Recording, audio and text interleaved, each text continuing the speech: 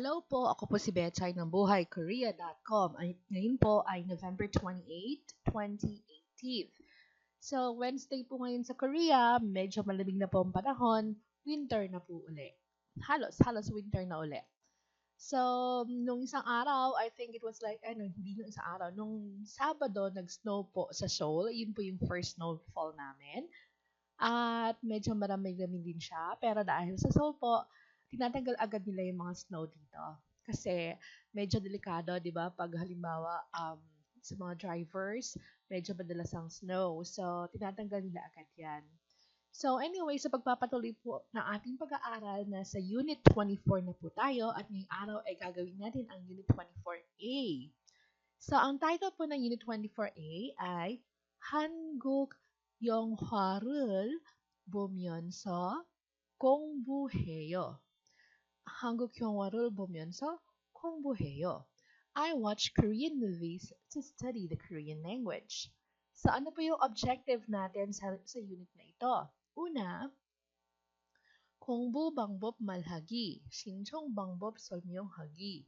So, to talk about study methods, 방법, 공부 방법, at pag-aralan kung paano mag-apply yung 신청 na tinatawag. So, 신청 방법. So, when you say 방법, yung method or yung paraan.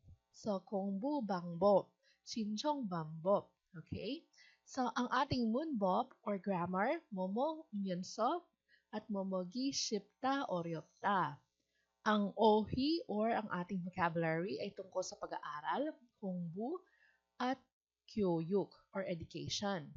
So, 정보 naman or information ay 외국인 근로자 교육 program or education programs for migrant workers. So, tingnan po natin ang ating picture. So, yan, 대화일. So, nakikita natin meron isang babae na nakaupo at meron siyang hawak na notepad at saka lapis or ballpen. Tapos nakaharap siya sa computer. Ayan. At merong picture. Okay, I think yung movie na to, this is from Peppermint Candy or yung Bakha Satang. So, napakaganda pong pelikula noon. Napanood ko po siya noong 1999 yata, kung hindi ako nagkakamali. Kasi bago pa ako naging interesado talaga sa Korea, nanonood na ako ng mga Korean movies. So, I'm not sure, around 1999 or year 2000, around that time.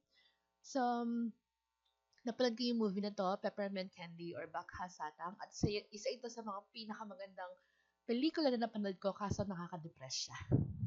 Ayun. So, I think 2 beses ko lang siya pinanood kasi laging masakit sa puso, masakit sa pakiramdam.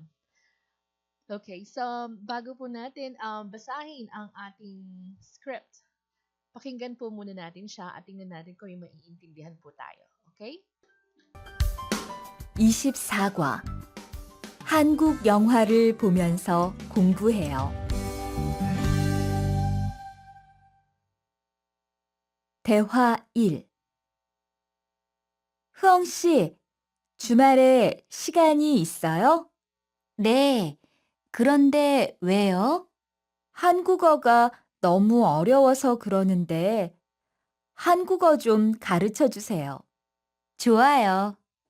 그런데 흐엉 씨는 한국어를 어떻게 공부해요? 학원에 다녀요? 아니요. 저는 영화 보는 것을 좋아해서 한국 영화를 보면서 공부해요. 수피카 씨도 좋아하는 것을 하면서 공부해 보세요. Okay. So, may naiintindihan po ba tayo? So, kahit pa paano siguro may naiintindihan tayo kahit na yung Yonghwa. Yonghwa is movies, right? So, Hanguk Yonghwa, Korean movies. Okay. So, tingnan po natin yung script at saka pakinggan natin at ang script at listen and repeat. Yan, mas madaling sabihin. Okay. 24과 한국 영화를 보면서 공부해요. 대화 1.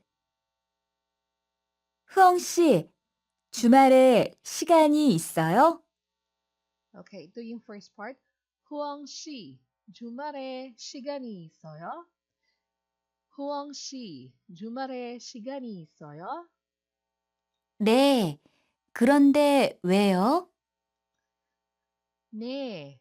그런데 왜요? 네. 그런데 왜요? 한국어가 너무 어려워서 그러는데 한국어 좀 가르쳐 주세요. 한국어가 너무 어려워서 그러는데 한국어 좀 가르쳐 주세요. 한국어가 너무 어려워서 그러는데 한국어 좀 가르쳐 주세요. So one more time, medyo mahaba. 한국어가 너무 어려워서 그러는데 한국어 좀 가르쳐 주세요. 좋아요. 좋아요. 그런데 흐엉 씨는 한국어를 어떻게 공부해요? 학원에 다녀요? 그런데 후엉 씨는 한국어를 어떻게 공부해요?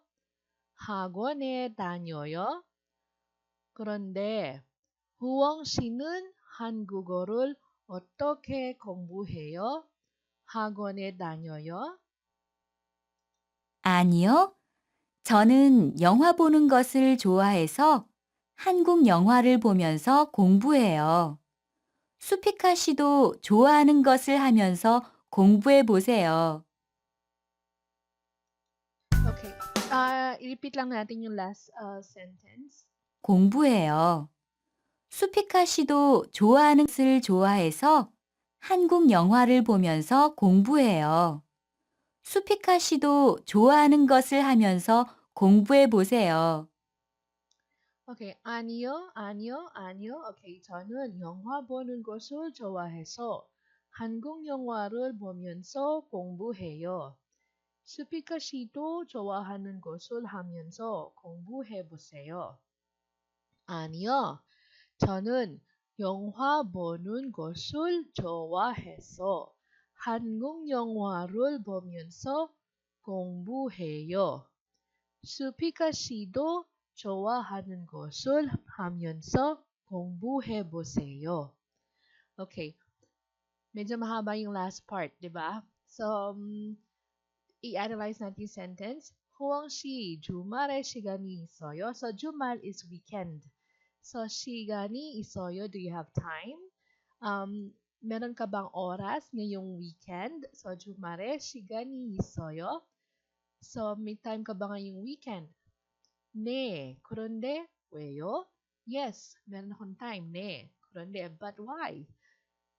So, pag pinakinggan natin yung question nila, pag question po, yung tone or yung tono nagpataas siya, 'di ba? 시간이 있어요? 그런데 왜요? 한국어가 한국어가 한국어 is Korean language. 너무 어려웠어. When you say 어려워 means it means hard. When you say 너무 어려워, too hard. So 너무 어려워서 그러는데 한국어 좀 가르쳐 주세요. So 한국어 Korean, 'di ba? 좀 가르쳐 주세요. So nag-a-ask ng favor na turuan siya. 가르쳐 주세요. So last week nandito yung pamangkin ko. And then, tinatanong niya ako, Tita, paano sabihin or paano humingi ng tubig sa restaurant? So, sabi ko sa kanya, sabihin mo lang, Mul Jom Juseo.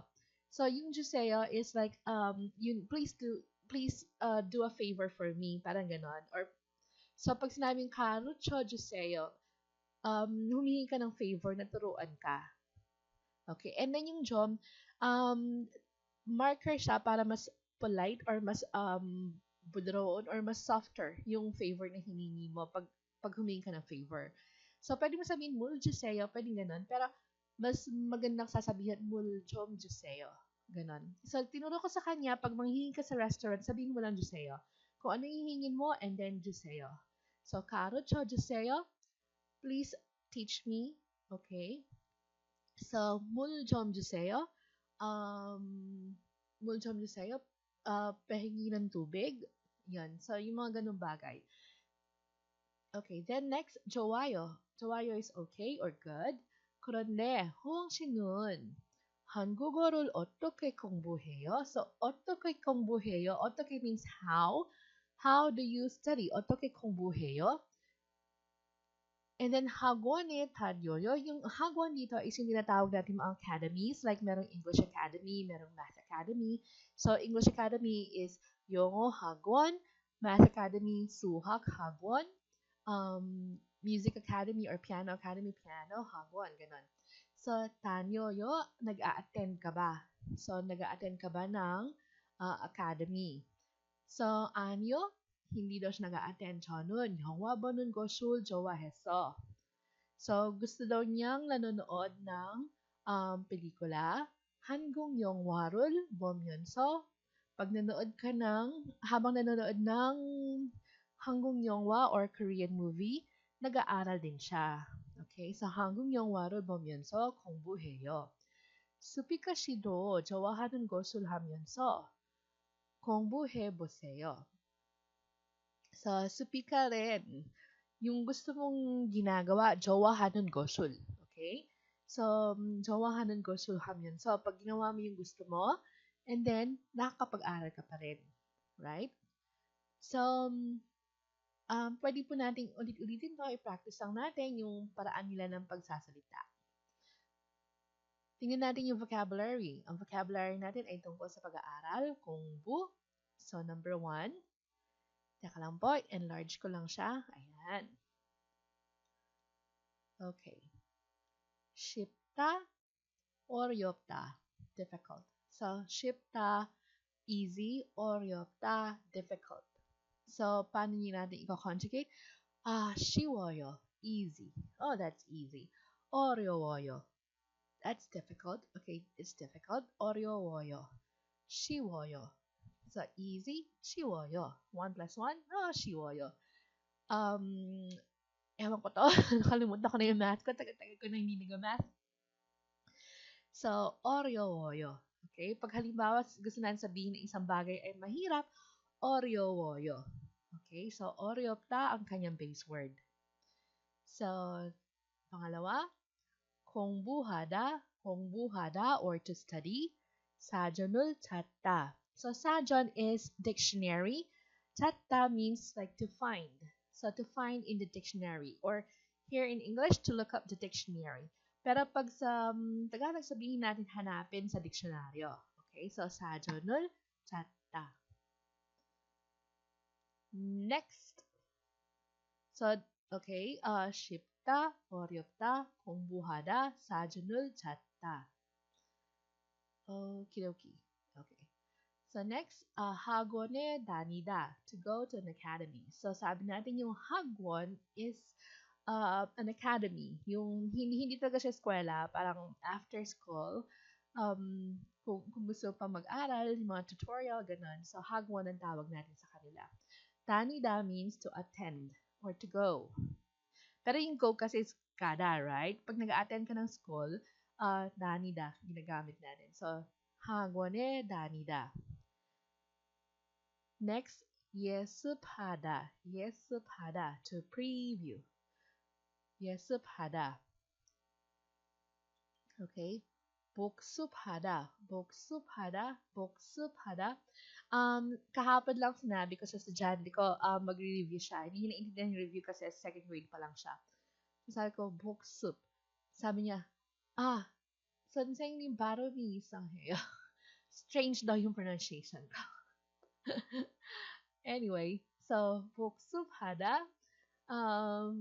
Okay, to review. So, halimbawa, mag-review ka ng pinag-aralan mo, 복습 yun, 복습. So, may mga hagwan dito, tinatawag silang 복습 hagwan. Nire-review nila yung mga pinag-aaralan sa eskwela. Okay. So, next, internet 강의를 듣다. haba. Internet 강의를 듣다. Okay, to take online courses. And, okay, CD를 듣다. To listen to a CD. Pag makikinig ka ng CD, CD를 듣다. And, tarahada. Tarahada. To repeat after. To repeat after or to follow. Okay. Yung tara is also to follow. So, tarahada to repeat after. Like, pinakinggan mo yung CD and then tara haseyo or to repeat after me or ulitin or to follow me. Ganon. So, yun po ang ating vocabulary. Okay. So, doon naman po tayo sa ating grammar. Okay, ang ating grammar ay momo umyenso attached to a verb. Sa verb indicates two actions that come before and after umyenso happen at the same time. When a verb stem ends in a vowel or the final consonant, yung real myenso is added. When the verb stem ends in all consonants other than real, umyenso is added. So, ina-attach daw natin yung momomyonso sa isang verb at ini-indicate or sinasabi niya yung action na nangyari before at saka yung nangyari pagkatapos. O dahil nanonood ako ng Korean movie, nakakapag-aral din ako. Okay? So, tingnan natin yung examples dito. 도원 씨는 일을 하면서 학원에 다녀요? So, 도원 씨는 일을 하면서 학원에 다녀요? 네, 퇴근하고 학원에 가요. So, si Tuan ba daw, 일을 하면서 nakakapagtrabaho, habang nagtatrabaho, nakakapunta ba siya ng hagwon? So, sabi niya, ne, 퇴근하고, pagkatapos ng trabaho, 학원에 가요. Nagpupunta daw siya ng hagwon. So, 퇴근하고 학원에 가요. 인디카 씨, 어제 저녁에 뭐 했어요? So, Indika she, 어제 is yesterday, 저녁 is dinner time or night time. 어제 or last night. So, 어제 저녁에 뭐 했어요? Anong ginawa mo last night? 친구하고 밥을 먹으면서 이야기했어요. Okay? So, una, kumain sila, 친구하고, with my friend. So, kasama yung friend ko, 밥을 먹으면서 kumain sila. And then, nagkwentuhan sila. 이야기했어요. Okay. 한국어 말하기가 어려워요. 한국어 말하기가 어려워요. So, 한국어 is Korean language. 말하기 is speaking. Okay? So, speaking Korean language is difficult. 어려워요. 그러면, then, CD를 들으면서 makinig ka ng CD and then tara 해보세요. So, and then sundan mo. Okay? So, 그러면 CD를 들으면서 tara 해보세요. So, ginagamit po natin yung momomyonso. Ina-attach natin siya sa isang verb. Yung first part or yung first clause or yung first phrase, ang ibig sabihin nun, ginawa natin isang bagay and then nangyari yung isang bagay. Okay? So, kagaya sa number 1, tuwan sinun 일을 하면서 학원에 다녀요. So, pagkatrabaho mo, nag-a-attend ka ba ng hagwon? So, sabi niya, 네, 퇴근하고 학원에 가요. Number 2, 친구하고 밥을 먹으면서, so, kumain kami ng friend ko, and then, 이야기했어요. And then, number 3, 그러면 CD를 들으면서, makinig ka ng CD, and then, i-follow mo. Tara, 해보세요. Right? Okay, so practicing po natin. Okay, so nandito na po tayo sa Yonsup or exercises. So, pipiliin meron pong box sa baba kung saan merong vocabulary. Ayun. 복습하다, 예습하다, 학원에 다니다, 인터넷 강의를 듣다. So, titingnan natin yung picture natin at piliin ang tamang word for that. So, tingnan natin yung number 1. So, number 1, 내일. So, tomorrow. So, tomorrow pa yung class niya or yung pag-aaralan niya, pero nagbabasa na siya. So, ang tawag natin ay 예습하다. 예습하다. So, huwag 씨는 내일 예습해요. Bakit 해요? Sa conjugation po na pag-aralan natin, pag nag-e-end siya sa hada, pinapalitan natin, ginagawa natin 해요. Okay? So, number 2.